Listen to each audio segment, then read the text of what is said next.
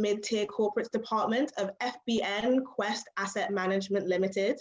She also has 18 years experience in Nigeria's financial institutions. She's held titles such as Group Head of Back Insurance at Guarantee Trust Assurance and Head of Priority and Excel Banking at Standard Chartered Bank Head Office. Please, can we welcome her as she does her presentation for us?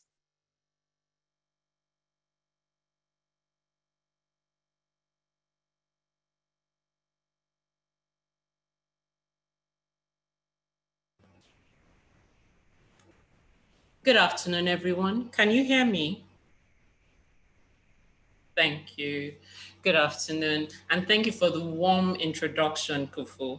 I'm really delighted to be here collaborating with JBS and talking about something that I'm quite frankly very passionate about, and that is about managing people's financial health.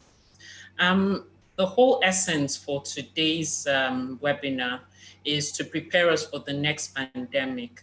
And I mean, the previous speakers have spoken about the importance of finance in just maintaining your mental health and your general well-being.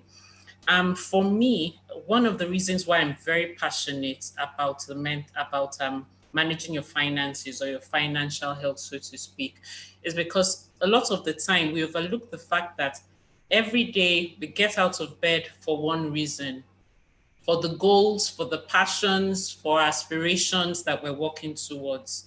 And our finances are a key component of achieving any of these goals that we're working towards.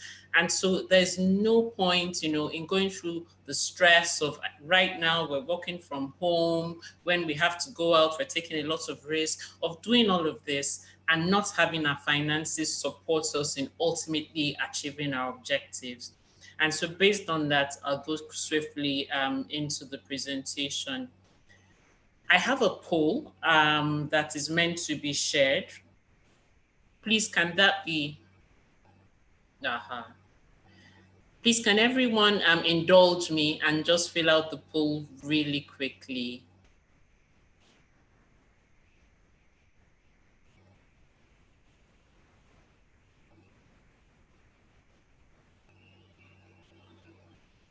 The whole essence of the poll is to get us psychologically prepared for just talking and thinking about our financial well-being. There are questions around whether you have a personal budget, whether you stick to your personal budget, whether you know how much debt you have, because these days with credit cards and everything all over the place, it's very easy for you to lose track of how much debt you have out there. And just about, your attitude towards investments and all of that. It's an important topic for us because when we don't think about this, we're really taking ourselves further away from getting ready for the next pandemic or even being able to go through this particular one. The results are out now.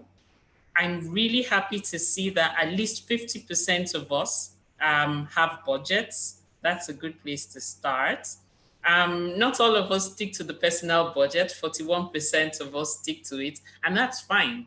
Because the good thing about budgeting is that it's a continuum. And so when you fall off, just get back on and continue to do what you have to do, okay? I'm happy that 91% have a clear idea of how much debt we have, and the same percentage have invested in various things. Regarding our network, this is a very impressive audience. 45%, I mean, this is the highest I've seen. 45% of us here have a fair idea of what our network is and net worth is, and this is very impressive. So I think I'm talking to the right audience, and so I can go through this slide really quickly. We're doing a wellness checkup, a financial wellness checkup, and it's about two major things: your relationship with money. And when we say your relationship with money, is about how every other relationship works for you. We want our relationships to be balanced. We want them to be healthy. And so how balanced is your money? And when we talk about balancing, it's about spending your money for today and spending your money for tomorrow. We've spoken about, some of the previous speakers spoke about retirement and the importance of being healthy mentally during retirement. But the easiest way to do that is A, take care of your physical and mental health, and B, take care of your financial health. Because the last thing you want to do is to start to call around, be overly dependent on your children when you're old. You want to be able to, after working very hard, sit back, relax, and enjoy the last years that you have on earth. The second aspect of this is talking about your short and long-term goals. And I'll just pause for a moment and let all of us think about this. If in life you were given an opportunity, that one thing, and I know we have several aspirations, one particular aspiration you have will be met if you prioritize it, what would that be to you? I've heard various sorts of responses. Some people believe that sending their children to Ivy League universities is their ultimate goal. For some, it's buying a house in Nice in France. And everybody's entitled to whatever their objectives are. But if you really are passionate about meeting it, it's important to realize that you need to keep your finances in check. And what's your attitude towards money and budget? Is it a distraction, something that you want to leave to someone else to manage for you? I'd say it's very, very essential for us to aspire to be in control of our money, because it helps us take control of our minds, it helps us take control of our health and our future in so many ways. I'll move on now to the next topic. Sorry, 1 second. There you go. And now we're looking at finances in the different life stages and how we should be prepared for this. I've used the Maslow's hierarchy of needs to explain this because this is largely a medical forum. And so, your state of mind when you're thinking about your finances is very essential at this stage. And it's broken into 3 stages. I believe the audience that I have here is a group of 30-year-olds and above. And so I've just set this to focus on, your early stages. When you begin your work career, I believe Kofo is one of the people who fall into this stage. At this point is about income acquisition and preservation. And so you're trying to think about how to get things balanced. You have been exposed, when you start your job, you've been exposed to bills and the importance of having to take care of them. But you also have to plan for other things. You have to plan leisure. If you don't build this into your plan, then it's going to spring up on you and deprive you of achieving the things that are more important. You have to plan growth, because you don't want to remain at the entry level, so to speak, in your career. You want to acquire and you want to preserve, your income so that you can move to the next level and continue to grow as you work towards retirement. So how do we manage, our finances at this time? There are several practices that people use. One very easy one that a lot of people practice is the 10, 20, 30, 40% ratio. And the idea is you put 10% towards your spiritual goals, be it religious, for people who pay tithes and all of that. You put 20% towards your investment goals. You put 30% towards your wants, the things that are not necessarily essential, but are there to keep you happy because you're working hard, so you need to compensate yourself a bit more. And then 40% to your essentials. Depending on how disciplined you are, you can play around with these percentages and put a higher one into what it is that your ultimate goal, which is preparing for the future as well as now. But I think, everyone has to test themselves. But the important thing is, as long as you're mindful about your finances, Dr. Zainab Imam spoke about mindfulness. And being mindful doesn't only apply to, your everyday living. It also applies in a great way, in a big deal, to your finances. As long as you're mindful about that, you're going in the right direction. Going to the next stage, which is where you're a bit more established in your career and now you're focused on building your wealth. One of the important aspects that we need to think about is diversification.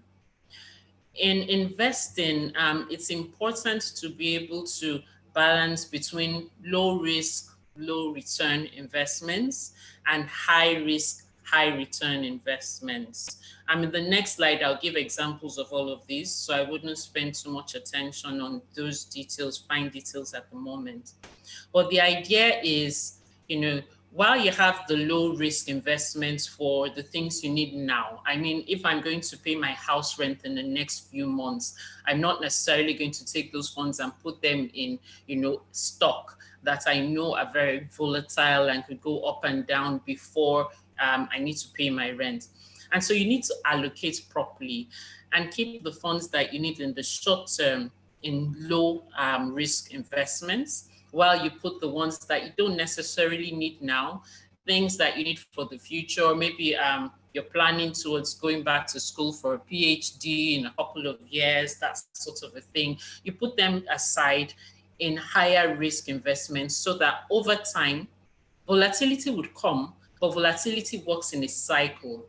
And so even if the value of your funds drop in an extreme case, like the situation we're in now, in that of a pandemic, because it's a cycle, over time, it would go back into the positive, and you're likely to go very far into the positive, much higher than where you started from.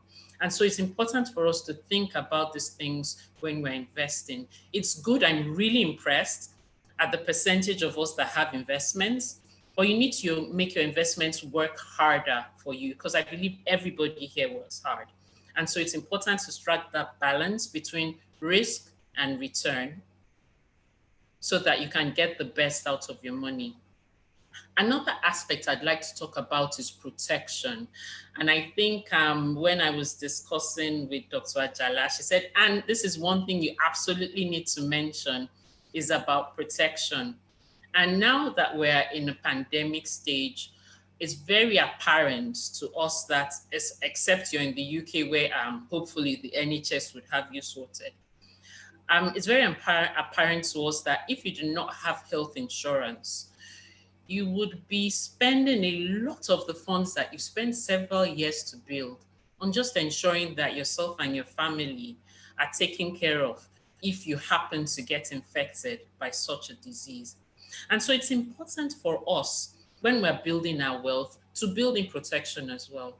It's very important to get, your health insurance in place, because even if you don't fall ill, it gives you the ability to maintain that relationship with your healthcare providers. So you can go for regular checkups, because prevention obviously is better than cure. You can afford to do that because you have your skin taking care of you, and it's not dependent. So taking care of your health is not dependent on when you're liquid or not.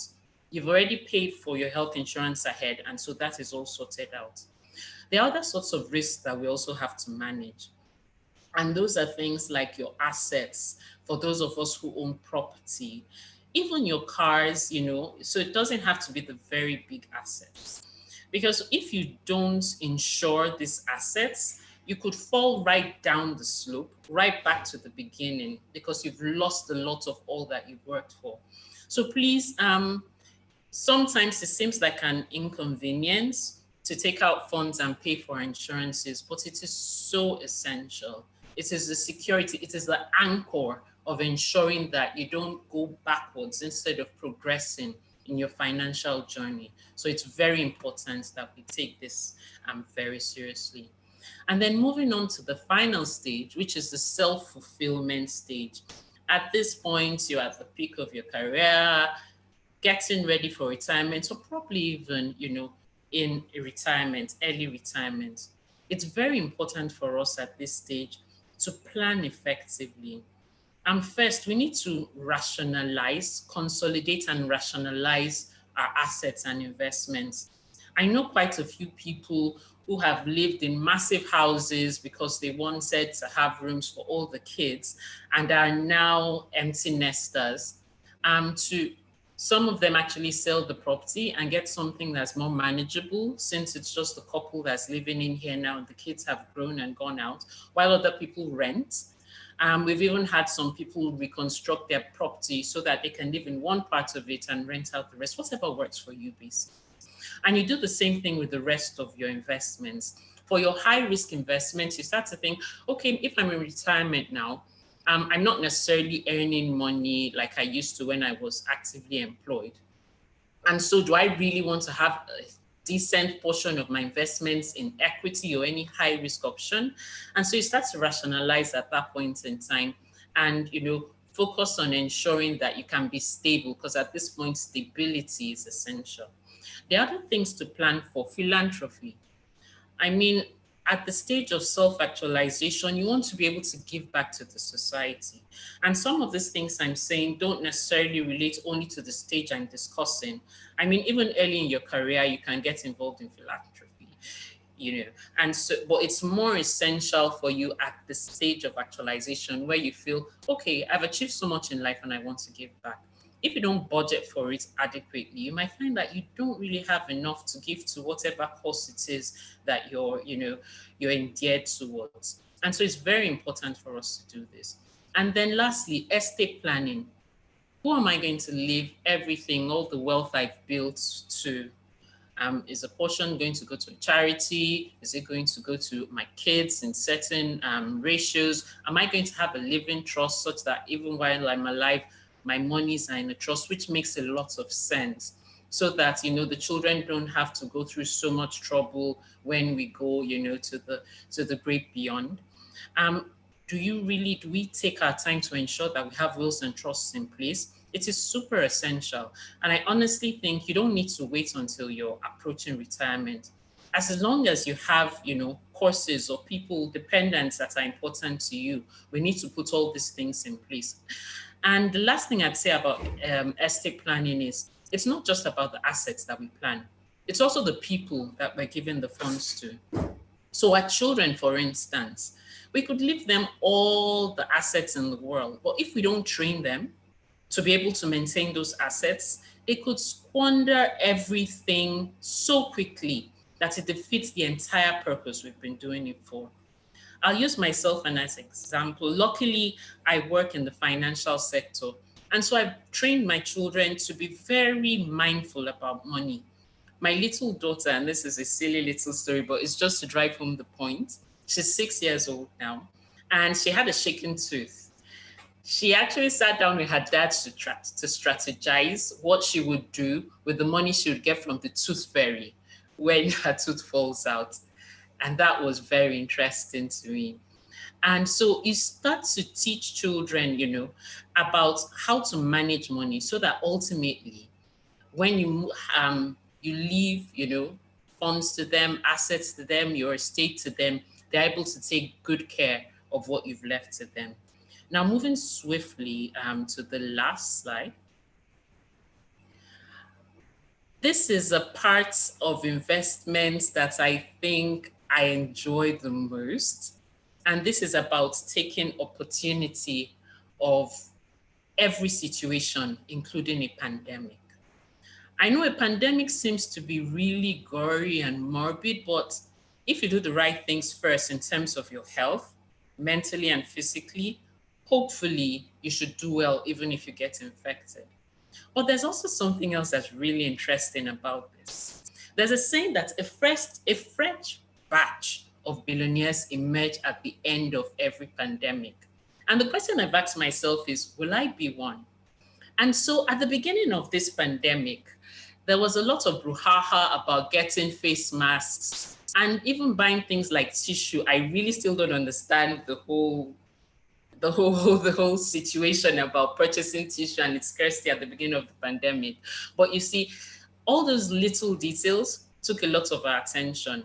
And don't get me wrong, it's essential to get your masks and whatever you need to ensure that you're safe and protected. And I did go ahead to do that. But in addition, when all that is said and done, you should look beyond and say, what are the opportunities at this time? Everybody's distracted with so many things. And so they're not paying attention to certain opportunities that exist. And so that is one of the things I did. And I'll give myself as an example. I've been trying to buy, I live in Nigeria, and Nestle shares were shares that I had always wanted to get, but they were really pricey. And so I said, "Ugh, I just keep waiting to see when there's an opportunity to get in when it's cheap." And in April, because everyone was so focused on everything else with the pandemic, voila, there was a situation. And so I was able to buy this share for 765 naira per unit. And just yesterday, when I was preparing for this session, I called my securities people and I said, how much is this share trading for? And they said, oh, it's going for as high as 1,410. Can you imagine that? April to October, 7 months, I have made about 185%, going to 200% in 7 months. It's only during a pandemic. It's largely, not only. If you have a seeing eye and if you're mindful, you'd find these opportunities. But during this sort of circumstances, a lot of these opportunities come up. In real estate, there'd be foreclosures. There'd be, people would be trying to sell off properties now just because they're trying to manage their assets. And so if you don't have liquidity, cash in the bank, which is at the bottom of my chart, or near cash like treasury bills, things that you can sell off in the market, you might not be able to take advantage of these opportunities. And if you hadn't managed your financial relationship properly, your financial well-being properly, you would not have the liquidity to take advantage of these opportunities and become one of the next billionaires. And so I'll leave us to ponder on this, about the fact that the opportunities for the next pandemic. If you've missed out on this one, I know some of you would say, oh, Anne, why didn't you tell me about this opportunity when you were going into the Nestle share? I'm sorry, I was calling to find out how well people were doing at the time. But now I've shared the trick. And so we should see a pandemic as an opportunity. I'd say Black Friday even. And let's think about our finances in a way that it works for us. So in passing, I'd say we work hard for our money. And that's a good thing to do. But if your money doesn't work hard for you, it's not beneficial. And if you don't manage your finances right, you're going to be in a crisis when there's a pandemic or any other emergency for that matter. So please be mindful. Be mindful about your finances. Thank you. And I guess I'll discuss anything else that's required in clarity when we have the question and answer session. Thank you so much.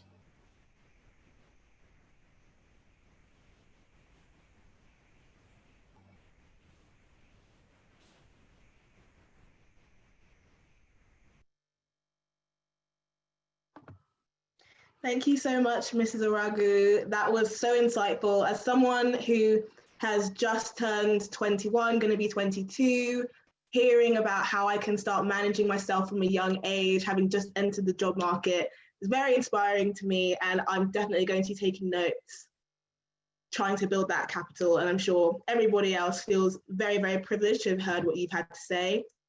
Unfortunately, we've had to get rid of our break